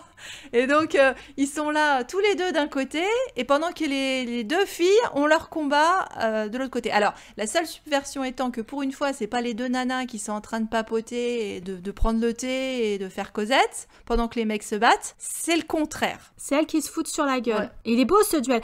Le rendu des sabres blancs d'Ahsoka, la lumière est exceptionnelle. Il y a un travail sur la lumière dans le rendu des sabres qui est vraiment chouette. Ah, mais les duels sont très beaux. Même le duel à la fin entre Moff Gideon avec son sabre noir et avec Dean avec sa lance en Beskar. Très réussi aussi. Il y a des très belles scènes d'action. Et ça le fait que maintenant la lumière des sabres soit réussie, c'est vraiment un acquis de la postlogie. C'est quelque chose qu'ils ont mis au point pour le réveil de la force, quoi. On n'avait jamais eu une aussi belle lumière, un aussi beau rendu sur les sabres. Je pense que c'est important de le souligner. Ça rendait vraiment Ahsoka... elle fait flipper au début, Ahsoka, quand elle arrive et qu'elle dézingue les mecs qui sont en patrouille dans l'espèce de forêt dévastée. Tu la vois pas, elle est perdue dans la brume, puis d'un seul coup, t'as ces deux sabres blancs, zwip, zwip, zwip, et ça y est, c'est fini, tout le monde est mort, quoi. T'es assez flippante, en fait. Et je trouvais que c'était intéressant. Et puis, elle a des rides, et puis, parce qu'elle a commencé à avoir de la bouteille, mais mère, alors, j'ai vu que des gens se plaignaient parce que ses lécous et ses monstrales sont trop courts par rapport à ce que ça devrait être, parce que chez les Togruta, c'est une croissance à vie, en fait. Ils ont la tête de plus en plus grosse. Et dans les dernières saisons de Clone Wars, ou même dans Rebelle, elle les avait beaucoup plus longs. Enfin, vous chipotez, ça rendait très bien. Bah, c'était pour une question de scène d'action, en fait. Je pense, pour faire ces flips et ces machins, c'était pas pratique d'avoir les prothèses trop longues. Je pense que c'était ça l'idée. Bon, ils auraient très bien pu les agrandir après en CGI, j'en sais rien. Ouais, en tout cas, pour le choix de Rosario Dawson en Ahsoka, c'était plutôt bien réussi. Ouais. Elle va avoir sa série, du coup, elle aura son spin-off. Je pense que c'est plutôt validé. Il y en avait certains qui n'ont pas reconnu le personnage, qui ont trouvé que ça lui ressemblait pas trop. Moi, la critique que j'aurais à faire, c'est la même qu'on va faire d'habitude, c'est-à-dire c'est un épisode qui s'appelle La Jedi. Et ce n'est pas une Jedi. Et ça n'est pas une Jedi. Voilà, c'est ça. Voilà, va s'en sortir, les gars. Non, mais alors là, je pense que ça montrait bien que dans cette galaxie où les Jedi ont quasiment disparu, dès que tu vois quelqu'un avec un sabre laser, tu l'appelles le Jedi, en fait, parce que les gens savent pas. Tu vois Dean, jusqu'à ce que la forgeronne lui parle de ces sorciers qui se sont battus avec Mandalore, machin, il en avait jamais entendu parler. Donc en fait, tout ce qui porte sabre laser est considéré comme un Jedi dans cette époque de perte de connaissances, tu vois, parce que l'Empire a fait le ménage. Et après, quelques années plus tard, elle croyait que les Jedi c'était des légendes, et que Luke Skywalker c'était une légende, et tu vois, donc t'as l'impression que dans la galaxie, ce qu'on peut nous, considérés comme des acquis, bah, c'est des trucs... en une génération, c'est fini. Tout le monde considère que c'est du pipeau, quoi. Ouais, mais tu vois, finalement, dans cet épisode qui fait partie de mes tops, on va dire, celui d'Ahsoka, je dirais que c'est plus parce que c'était agréable esthétiquement que pour la caractérisation ou ce qui peut être dit. C'est-à-dire que ça m'a plus impressionné la rétine que l'intellect. C'est tout le problème de la série, hein. C'est qu'elle est belle à regarder, mais t'as quasiment rien à manger du tout, quoi. Dans cette saison, t'as quasiment rien à te mettre sous la dent. Le Dragon Crate, ils auraient pu nous en parler plus, tu vois. Tu as cette alliance entre... Moi, j'ai beaucoup aimé cette alliance entre les Tusken et les colons pour vaincre un Dragon Crate. Je me suis dit, ils ont recyclé une bonne idée de Kenobi. Du roman qui nous a tellement plu. Ça, je trouvais ça sympa. C'est pour ça que ce retour sur Tatooine, contrairement au précédent, je l'ai vraiment apprécié, quoi. Parce que on voyait la bestiole, le Dragon Crate. On apprend au passage que c'est un prédateur, y compris pour les sarlaccs. Puisqu'ils arrivent par en dessous, ils les bouffent par en dessous, comme ça ils libèrent les puits, ouais, tu vois. Ça c'était ridicule. Alors ça, je suis obligée de dire que c'est ridicule, parce que la scène du dragon qui un coup... Alors t'as l'impression, tu sais, comme le jeu où tu dois taper sur les têtes des taupes qui sortent des trous. Ouais. Derrière le côté chien de prairie, c'est-à-dire un coup il est derrière, un coup il est devant, un coup il est à droite, un coup il est à gauche. Non mais c'est du sable et des cailloux, les gars. Il peut creuser des tunnels aussi rapidement. Et là, en plus, on parlait des références un peu serviles à certains. Là, c'était full Dune. Ah bah Dune, ouais. Avec en plus projection d'acide à la Alien. Tu trouvais déjà ça aussi. Et bon, voilà. Alors par contre, c'est vrai que retrouver l'univers des Tusken, qui au début nous intéressait pas, mais comme tu l'as dit, depuis qu'on a lu le Kenobi, on les trouve beaucoup plus intéressants. Et t'avais après le dépeçage de l'animal façon mammouth préhistorique ou chasse du grand bison. Bah rien ne se perd, ouais. C'était intéressant. Mais ça a inauguré aussi le côté viens bouffer dans la galaxie, quoi, où à chaque épisode, il y avait un truc à bouffer, quoi. Ils vont nous sortir un volume de recettes de la cantina, tu sais, des trucs. C'est ça. Ah bah, ça, tu peux le dire, parce que par exemple, les macarons, voilà un exemple ils avaient un produit à vendre à Galaxy's Edge, et ben, ils l'ont introduit dans la série. C'est-à-dire, comment faire ta pause goûter quand t'es à Galaxy's Edge avec les fameux macarons bleus de Yoda. Et tu as même un disclaimer, enfin un warning, n'en donnez pas à vos enfants avant de monter dans les manèges, sinon ils vont avoir des renvois. Oui, t'as ça aussi, parce que bébé Yoda, après, ça se passe pas très bien dans le vaisseau, quoi. Alors pareil, le Razor's Crest, c'est un peu le Faucon Millenium 2.0, c'est-à-dire c'est la poubelle, mais la poubelle volante, mais d'une puissance qui perd des morceaux dans l'espace.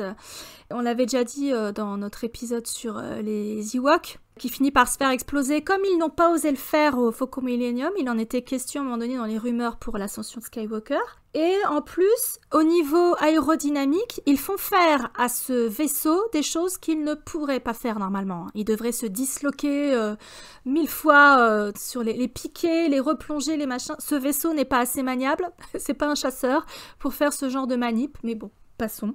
À la rigueur, c'est pas grave.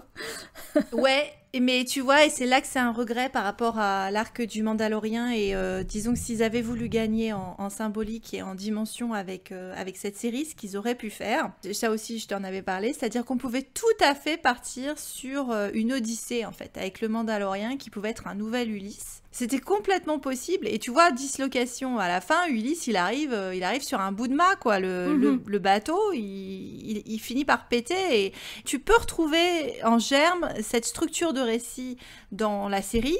Même tu vois, le fait que la saison 2 commence avec un cyclope finalement en personnage, il se retrouve dans comme une espèce de grotte, d'une certaine manière, là, l'endroit où il y a un combat de mixed martial arts, etc. Il y a plein d'éléments qui peuvent faire penser à la structure de récit de l'Odyssée, c'est-à-dire ce personnage qui va de planète en planète, mais tu vois, d'île en île, quoi, avec à chaque fois une aventure différente ou une mission différente. Sauf qu'on a un Ulysse qui, aucune Pénélope à retrouver. Non. Voilà. Et qu'on sait pas d'où il vient, machin, mais on aurait pu tout à fait partir là-dessus. Et c'est dommage, parce que c'est vrai que du coup, ça manque complètement en substance, d'autant que notre Ulysse, c'est pas le personnage principal de cette série. On aurait pu avoir Ulysse 31 pour le coup, parce qu'on était dans l'espace et tout. On l'a pas du tout parce qu'il passe vraiment au second plan, quoi, à un moment. Parce que t'es là, sous l'effet de choc de « Ah, il y a Boba Fett !» Ah, puis ils te ressortent Fennec de la saison 1. Ah, puis ils te ressortent tous les... Alors, ceux qui sont morts d'avant, ils te ressortent Ahsoka, ou ils te ressortent Boba, ils te ressortent Luke à la fin. Et donc, arrive quand même cette situation abracadabrantesque qu'à la fin... Il se découvre, il enlève son masque comme tout le monde l'attendait, ce qui est logique dans son arc, pour montrer son visage. Alors, il le fait plusieurs fois, mais bon, là, du coup, c'était la fois que tout le monde attendait, c'était hyper chargé symboliquement, de montrer son visage au bébé. Oui. Qui est l'être qu'il aime le plus. D'être vraiment le père. Et ben cette scène où Pedro Pascal joue très bien et qui est chargée en émotions et qui est hyper importante symboliquement et tout, est bouffée par la présence de ce personnage CGI sorti du cul des scénaristes, parce que tout le monde est là, ah, Luke Skywalker in the place. Et donc finalement... L'émotion, tu l'as pas. C'est horrible. Non, un vrai jeu d'acteur réussi est volé par un truc inexistant, quoi. Qui en plus n'a à zéro émotion. En plus, il a pas du tout d'émotion. En fait, c'est l'émotion que toi tu y mets parce que tu retrouves le Luke Skywalker de ta jeunesse. Et c'est horrible. Alors juste moi, quand même, j'ai apprécié que la CGI sur Luke Skywalker soit plus réussie que les précédentes. Ils ont fait des progrès depuis Rogue One et la Leia qui était quand même pourrage, ou même Moff Tarkin. Là, j'ai trouvé qu'elle était particulièrement réussie, mais c'est peut-être aussi parce qu'ils lui ont pas donné beaucoup d'émotions. C'était moins difficile à faire que des émotions. Après, quand tu vois ce qu'ils ont réussi à faire sur Snoke, ils peuvent maintenant. Ils peuvent faire tout ce qu'ils veulent, quoi. Puis c'était la voix de Mark Hamill, donc ça, c'était plutôt cool. Mais ouais, je suis d'accord avec toi. Là, cette scène qui devrait être un déchirement où En fait, il aurait pas fallu qu'il se démasque dans l'épisode précédent. Même si dans l'épisode précédent, ça avait du sens pour son arc. En fait, à partir du moment où l'enfant est enlevé et où son utérus, son vaisseau est explosé, c'est le point de non-retour pour le Mandalorien. C'est-à-dire que c'est le moment où il va se dépouiller petit à petit de toutes ses croyances, en tout cas de la rigidité associée à ses croyances. Déjà, elles avaient été bien mises à mal quand il a croisé des vraies Mandaloriennes avec Bo-Katan et sa sidekick, qui lui ont dit mais non, en fait toi tu viens d'une secte, le vrai Mandalore c'est pas ça, on peut enlever nos masques, machin, etc. Donc là il était déjà un peu quand même secoué, il se posait des questions. Et par la présence de Boba Fett. Et là, pour le coup, Boba Fett sert à quelque chose, pour une fois. Ouais, qui propose une autre alternative à qu'est-ce que c'est qu'un Mandalorien. D'ailleurs, Bo-Katan, elle est pas sympa avec lui. Elle dit « Oh, ta voix, je l'ai entendue des milliers de fois, t'es un clone, gna gna gna gna gna gna. » Ça a son importance parce qu'on voit des espèces de clones alors, est-ce que c'est Palpatine, est-ce que c'est autre chose? Non, c'est Snoke. Ah, pour moi, c'est Snoke. Ah, tu crois, c'est Snoke? Ah, c'est possible, ouais. Ça y ressemble dans les bocaux. Et justement, c'est pour ça qu'ils veulent le petit, parce que c'est un donneur du midi-chlorien ou je sais pas quoi. Enfin bon, bref. Et dans l'épisode 7, moi, ce que j'ai beaucoup aimé, c'est que t'avais donc Bill Burr. Alors, c'est vrai que moi, je le connais moins en tant qu'acteur qu'en tant qu'artiste de stand-up. Et ils l'ont laissé se faire plaisir parce que le dialogue, clairement, il était écrit pour lui. À un moment donné, il a cette espèce de monologue sur les croyances, etc. Quand tu sais que c'est un comédien qui est athée, qui est contre le politiquement correct, qui peut avoir la dent très très dure, ses sketchs sont vraiment vraiment top. Il me fait un peu penser à un George Carlin 2.0, quoi. Et ça lui collait complètement ce discours, et ça collait aussi avec son arc de rédemption à lui dans cet épisode, et avec le fait que le Mandalorien, à partir du moment où tout part en couille, il est obligé de renoncer finalement au côté artificiel, ritualistique, on va dire, de la voix de Mandalore telle que lui l'a reçue, pour dévoiler son visage et obtenir ce qu'il veut. Le plus important, c'est de sauver l'enfant, c'est pas de ne pas retirer ton masque. C'est là qu'il se démasque. Et c'était important pour lui de faire ça aussi, à ce moment-là. Mais donc du coup, comme dans l'épisode suivant, dans la foulée, il enlève son masque pour bébé Yoda, c'est moins chargé émotionnellement parce qu'on a vu son visage. En plus, moi, je l'ai regardé 2 par 2, donc j'avais vu son visage 10 minutes avant dans l'épisode 7, tu vois. Donc, c'était un petit peu dommage. Ça a enlevé de la puissance du moment. Ouais. C'était dommage. Il aurait fallu que ça intervienne plus tôt, mais après, il pouvait pas faire plein d'épisodes sans bébé Yoda, parce qu'à ma connaissance, l'épisode 7, celui où il y a Bill Burr, etc., justement, c'est le seul épisode où on ne voit pas du tout bébé Yoda depuis le début de la série. Après, il y a le moment où finalement on se retrouve entre, disons, un arc possible qui est pour lui, qui était donc ce nouveau papa de l'espace, et c'est la croisée des chemins où il part sur un autre arc qui est aussi logique et intéressant. Alors, on a fait un truc sur le roi Arthur et les légendes arthuriennes. Alors, je vais regretter qu'ils continuent quand même ça parce qu'ils l'ont déjà fait. Est-ce que tu as besoin de le faire sur tous les personnages masculins dans Star Wars? La réponse est non. Mais ça pouvait être aussi un peu interprété comme le roi dans le Nord, parce que voilà, on se retrouve un peu comme Jon Snow avec quelqu'un qui ne veut pas d'un destin, qui risque de lui tomber en fait dessus. Mais c'est intéressant parce que finalement, cet enfant orphelin qui vient de rien, qui a été récupéré par une croyance et donc par un mode de vie, un credo mandalorien, va peut-être devenir le roi, le chef des Mandaloriens. En termes d'arc, c'est très intéressant. En termes d'histoire, c'est très intéressant aussi. Bon, ça fait beaucoup d'arcs quand même. Lequel vont-ils choisir? Du coup, est-ce qu'il aura à choisir, tu vois, entre ce qu'on avait déjà relevé finalement dans Reylo, qui pouvait être le choix de la fuite dans la nature et de l'anonymat, vivons heureux, vivons cachés, ou épouser un destin de représentation et de leadership qui est rarement synonyme de bonheur, on va dire. Parce que du coup, il va avoir trouvé sa princesse, qui sera Bo-Katan. Parce que non, du coup, il y a la princesse. Elle veut lui prendre le sabre. Bo-Katan, elle a soif de vengeance et de pouvoir. Oui, c'est pas du tout son arc à elle. Ouais, non, du tout. Clair. Je me demande comment elle va récupérer le sabre noir. Parce que... Alors, en plus, lui était là, je m'incline, récupère le sabre, je m'en fous.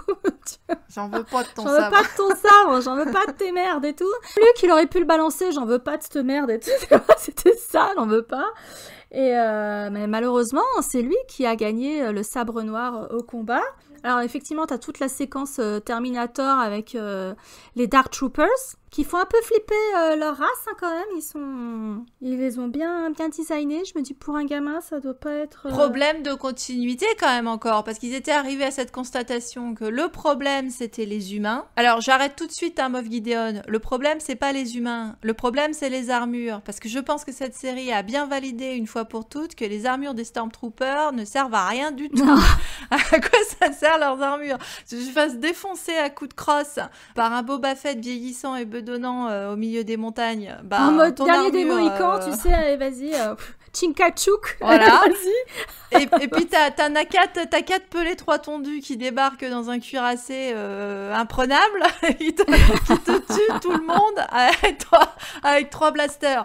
Ok, bon bah alors... Après, faut dire que les filles, elles sont surentraînées et c'est toutes soit des snipers, soit carrément, t'as 2 Mandaloriennes avec en plus leur jetpack et tout, donc elles valent bien une armée à elles toutes seules. Je dis pas qu'elles sont pas à la hauteur, mais enfin, elles sont quand même que 4 et t'as toute une bande de Stormtroopers armés et armurés qui plus est.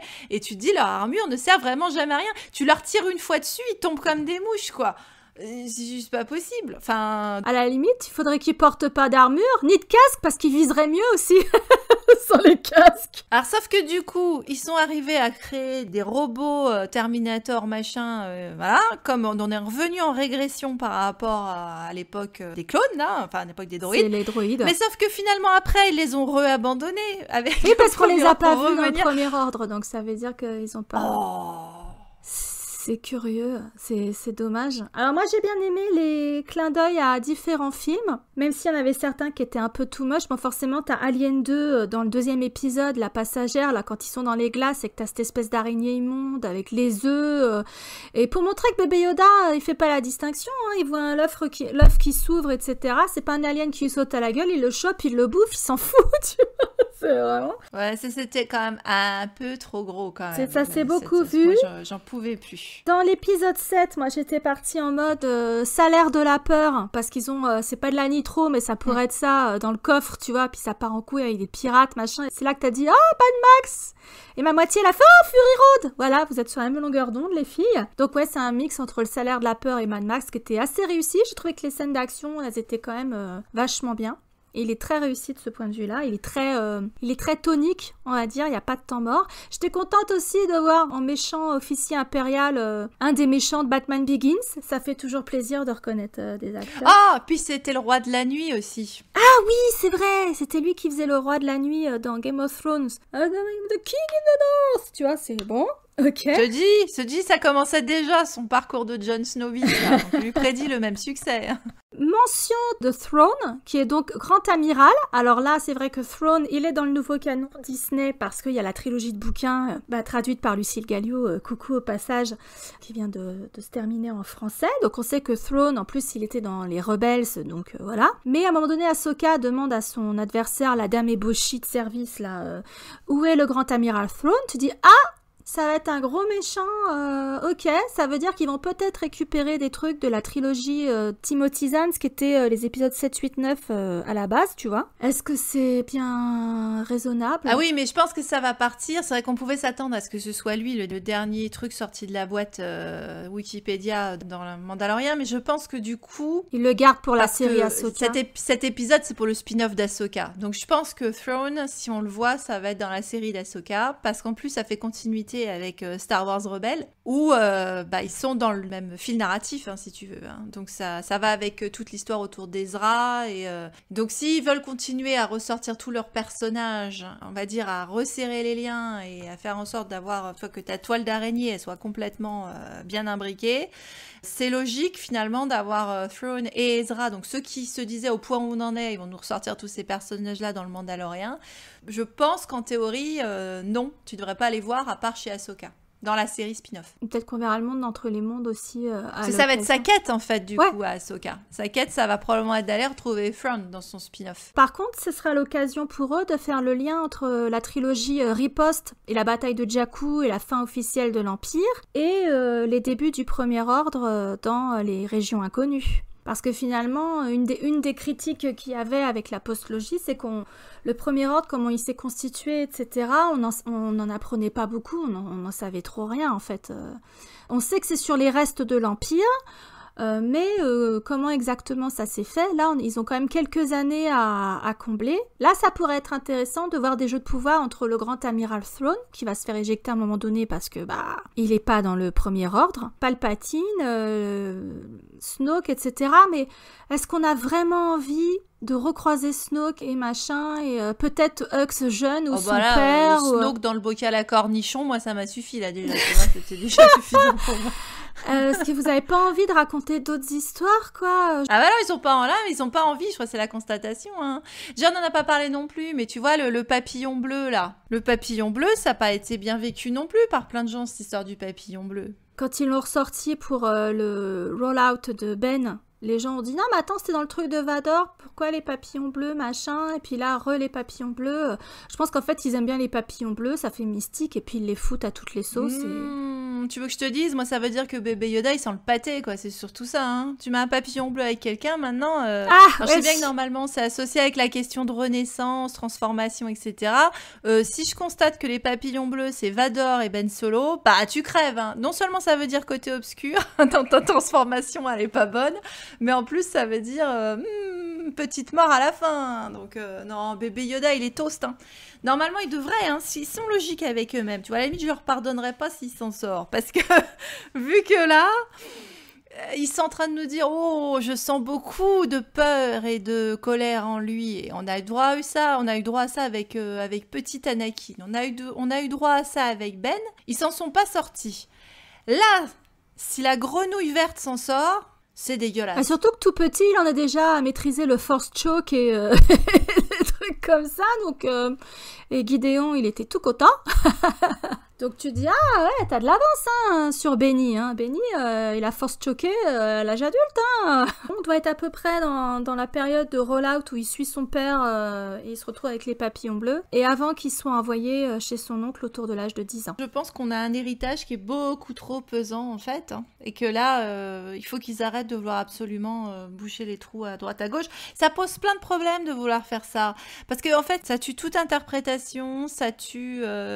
toute discussion, parce que tu veux absolument donner des réponses à tout et à quoi et à machin et à qu'est-ce qui s'est passé et qui a fait quoi à tel moment et tout ça, encore une fois, c'est régressif pour tout le monde dans le mauvais sens. C'est-à-dire qu'on te flatte bassement dans la nostalgie, tu vois, cheap et l'émotionnel qui est pas bien réussi en fait, parce que oui, moi aussi j'étais contente de voir Luke. Quelque part, j'en suis pas contente. À cause de tous les problèmes qui sont générés par ça. Moi, j'étais contente de le voir parce que déjà, je m'y attendais. 2, la séquence est quand même assez jouissive. Je suis là, ouais, Luke, ouais, wouhou.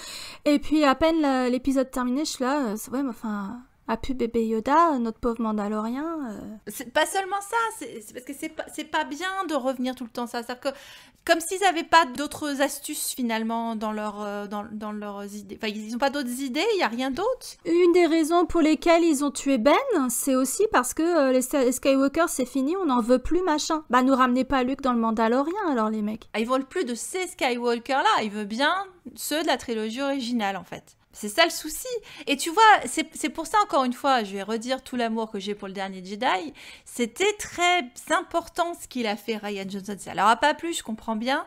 Mais tuer Luke, c'était la meilleure chose à faire. Parce que non seulement ça permettait aux personnages d'être enfin les personnages principaux de leur histoire, d'avancer, ça permettait également à Star Wars d'avancer. C'était essentiel ce qui s'est passé. Au moins, il lui a donné une belle mort. Mais tu pouvais avancer. Le problème, du coup, c'est que maintenant, t'as l'impression que tu ne peux plus avancer. Regarde ce qui s'est passé finalement dans l'épisode 9. À vouloir nous corriger tout et nous ressortir Luke, etc. On n'avait pas vraiment de héros dans le 9. Ils n'avaient pas leur histoire. C'était l'histoire de Luke et Leia. Oui. Ils n'arrivaient pas à couper le cordon. Et là, l'histoire de Din, c'est plus son histoire. C'est le même problème. Les nouveaux personnages sont encore assujettis aux anciens. Les créateurs n'arrivent pas à couper le cordon parce que je pense qu'une bonne partie du fandom n'arrive pas à couper le cordon et on va se retrouver avec les mêmes problèmes que dans l'ascension de Skywalker. C'était plus l'histoire de nos loulous des années 70-80. C'est l'histoire des nouveaux, de la nouvelle génération. Et quand tu vois qu'Adam Driver, il a été nominé pour meilleur second rôle, machin, dans l'ascension de Skywalker, tu te dis, attends, je croyais que c'était le deuxième protagoniste. Bah non. Ryan le pensait, il était présenté comme ça, mais dans l'ascension de Skywalker, c'est un rôle secondaire, alors que c'est le Skywalker de la saga. Donc il y a un gros problème à ce niveau-là aussi, tu vois. Faut tuer un Skywalker, mais c'est pas celui qu'ils ont tué. Non, ils ont sacrifié celui qu'on a le plus chié, qui a eu une enfance de merde et qui a été laissé tomber par les Skywalker. Bah voilà, faut qu'ils redorent leur image, il fallait à nouveau qu'ils soient en odeur de sainteté, donc qu'est-ce qu'on fait ? On se débarrasse, on met sous le tapis la preuve vivante, enfin plus maintenant du coup, de leurs échecs, et Saint-Luc peut redevenir le badass sexy motherfucker. Ah bah, c'est carrément Saint-Luc hein, quand il arrive à la fin. De l'ancien univers étendu qui fait jouir les fanboys. Mais encore pire parce que finalement, comme on disait, donc ce générique là de fin, alors, donc tu te dis va se passer quelque chose, donc t'attends et effectivement il se passe quelque chose et là tu te prends le double soleil de Tatooine et le palais de Jabba. Oh putain. Et Bib donc... Fortuna qui a pris du poids depuis l'épisode 6, il s'est engraissé. Oui, parce que c'est la malédiction du trône de Jabba. Tu t'assois sur le trône, tu prends tout de suite 50 kilos, tu sais, c'est logique. Donc Boba Fett, déjà qu'il a pris du bide, ça va pas s'arranger. Hein. Donc du coup, on a une fin. Donc encore une fois, on revient sur du délire de... ils sont pas sortis de leur enfance et ils sont pas sortis du Star Wars de leur enfance. Faut revenir dans le palais de Jabba avec la nana attachée. Attends, c'est toujours une Twi'lek attachée, hein, y a rien à faire. Non, pourquoi il aurait une esclave attachée, Bib Fortuna, une Twi'lek comme lui en plus ? Pourquoi il en aurait une ? Ouais, pour faire comme D'où Jabba. Ils ont sorti ça. Voilà. Et donc tu te retrouves avec Boba qui débarque là-dedans, avec donc sa copine, la Fennec, qui est finalement lookée un peu comme Leia quand elle était en chasseur de primes.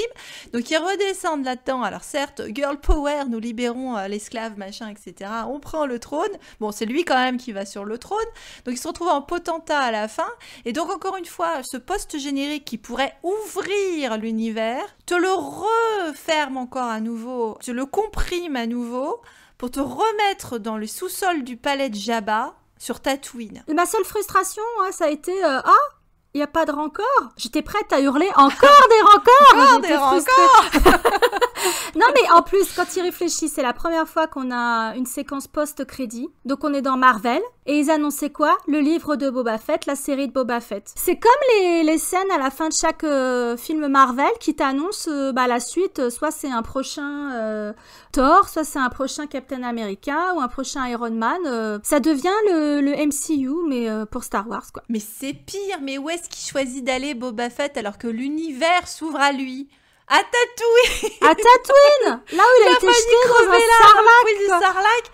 Putain, mais elle va pas. Il a une copine, il est très bien Fennec, j'adore son. Ah, d'ailleurs, je dis, du passage, je vais te dire, j'aime bien les concepts des costumes et tout, voilà, je le place. Bon, eh ben, pourquoi tu nous les remets là-dedans, quoi? Merde, ils pouvaient pas partir faire des aventures ailleurs que de revenir dans le sous-sol de Tatooine pour redevenir une espèce de potentabis. Si on a déjà eu Maul sur son trône. Alors, le seul qu'on n'aura jamais vu sur son trône, c'est Kylo, hein. Merde. Fait chier, quoi. Le seul qu'on voulait voir sur son trône en manspreading, on l'a pas vu. Vous êtes cons, les mecs, en fait. Vous savez rien faire, quoi. C'est juste pas possible. Si Ryan nous a donné une photo noir et blanc du tournage de Last Jedi, où il est en manspreading, il y a plusieurs rélos qui ont été assez émus, d'ailleurs, de cette image. Bah, il y avait de quoi. Alors, peut-être que quand tu vois tout ce qu'on te donne à bouffer, c'est le bac à sable de Tatooine, il y a de quoi être ému. Non, mais franchement. Après voilà, tu sortais ton catalogue de clins d'œil. Alors, t'avais le Convor qui était caché là dans les arbres d'Ahsoka. Ouais. Alors, on peut noter que ça devait être sûrement très jouissif pour Katee Sackhoff de pouvoir faire en live action le personnage qu'elle a doublé pendant des années. C'est des choses positives pour elle, très bien. Il y avait Ikei. Bon, Ashley Eckstein, bon, du coup, elle était disqualifiée pour pouvoir interpréter en chair et en os son personnage, mais ok. Bon, voilà, il y avait des choses intéressantes, hein, mais et tout n'est pas à jeter. Il y avait plein de choses bonnes. Il y avait des animations de Phil Tippett, clin d'œil à Alexandre au passage, qui étaient très bien. Les machines là. Au pénitencier déjà, quand il va chercher Bill Burr. Oui. C'était vachement intéressant. C'était très intéressant. C'est vrai, le world building, quand on n'est pas sur Tatooine, était très intéressant. Voilà. Et il y avait plein de personnages dont ils pourraient faire effectivement des spin-offs à l'infini. Alors, par exemple, le Marshall, là, bon, c'est parce qu'il fait le lien avec la trilogie de bouquins Riposte, donc ok.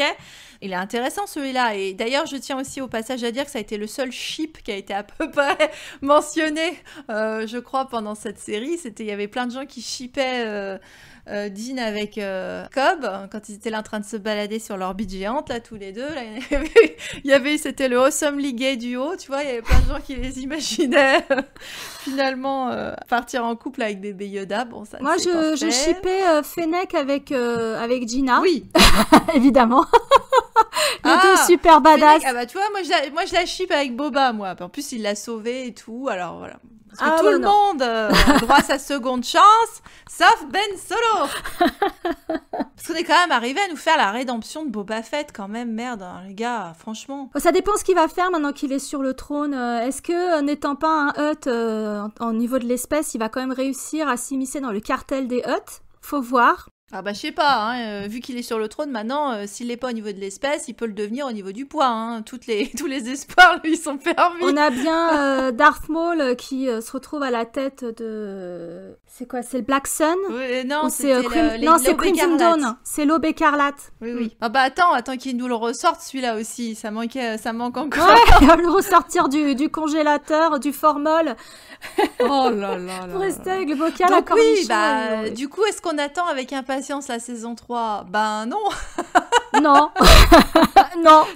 Non, en fait, je sais pas quoi dire, moi, pour la saison 3. Tu vois, je suis très embêtée maintenant, du coup, pour dire sur ce qui va se passer sur la saison 3. Ça me gêne énormément, parce que, bon, comme tu le dis, normalement, on peut espérer qu'il va retrouver son gosse à un moment, le soustraire à l'influence néfaste de Luke Skywalker, qui est la pire babysitter, ou le pire prof que tu peux donner à ton gamin. Voilà, c'est dit. Ah, je pense qu'il vaut mieux confier le gosse à R2D2 tout seul. D'ailleurs, le môme, il se décide à aller... à lâcher Dean quand il voit R2D2, si tu veux. C'est un peu R2D2 qui seal the deal pour bébé Yoda. C'est ça. Parce qu'il a dû dire des insultes ou je sais pas quoi. Allez, viens, petit merdeux. Enfin, il a mis le mot malaise, quoi, normal. Par contre, contrairement aux Ewoks, on va dire que oui, on est dans du Star Wars. Hein, ça, c'est très évident. Et ça, c'est sûr. Il n'y a pas de problème avec ça. Alors, je dirais pourquoi on est dans du Star Wars. Pas pour les raisons auxquelles vous pensez. Parce qu'il y a des œufs et des tentacules. Voilà, c'est tout. C'est pour ça qu'on est dans du Star Wars. Et tu vois la métaphore des œufs, où on a dit, ok, alors les œufs de Pâques, du coup, malheureusement. Tu peux aller plus loin en disant qu'il y a la question de la poule aux œufs d'or, donc ce que tu disais avec l'exploitation finalement du filon jusqu'à la moelle et jusqu'à plus soif. Il y a un côté, tu vois, greed là-dedans. Hein. Finalement, le bébé Yoda qui regarde avec convoitise ses œufs dans sa lave-lampe là, à un moment.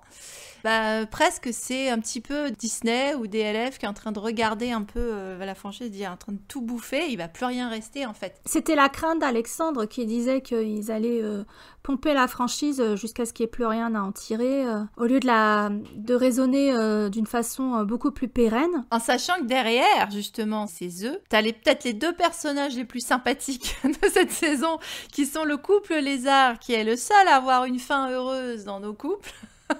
Ils sont choupis, nos 2 lézards crapauds, là. Voilà. Ils étaient trop mignons. Ils étaient mignons. Ils ont eu un happy end. Pour l'instant. Est-ce qu'on va les recroiser? Ils seront crevés? On ne sait pas.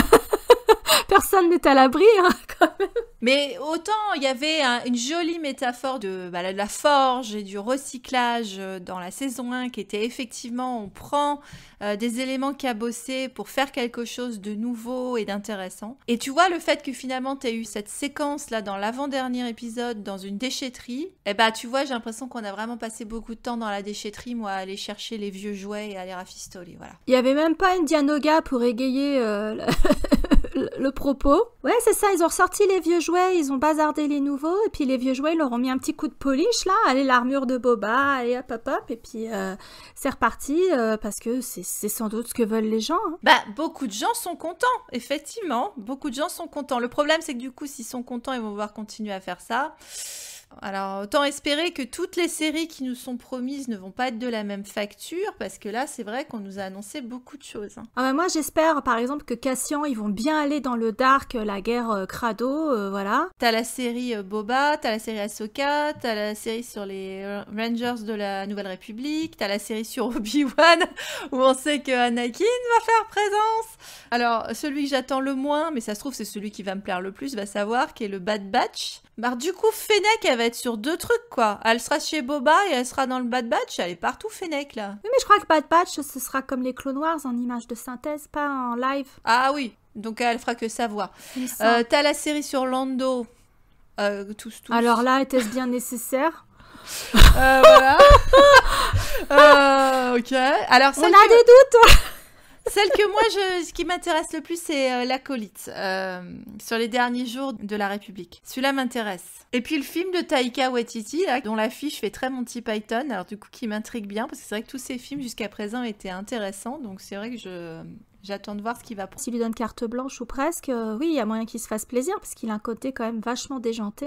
Sauf que restent les paroles de Kathleen Kennedy qui me foutent les toches, le fameux... Toutes ces séries et ces films sont interconnectés et devraient se rejoindre pour un bouquet final époustouflant. Et là, je dis non, foutez le feu à la boîte. Faites exploser Skywalker Ranch.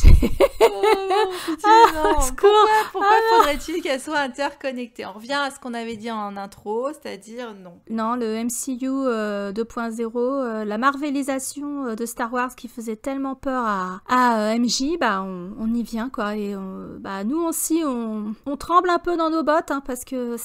C'est sûrement une fausse bonne idée. On sera là, hein, on assistera. Hein, ouais, sur la réserve, là, hein, on demande à voir. On dit pas sans avoir vu que ça va être à chier, on se méfie maintenant. Non. On a appris à se méfier, malheureusement. On a regardé les Ewoks 1 et 2.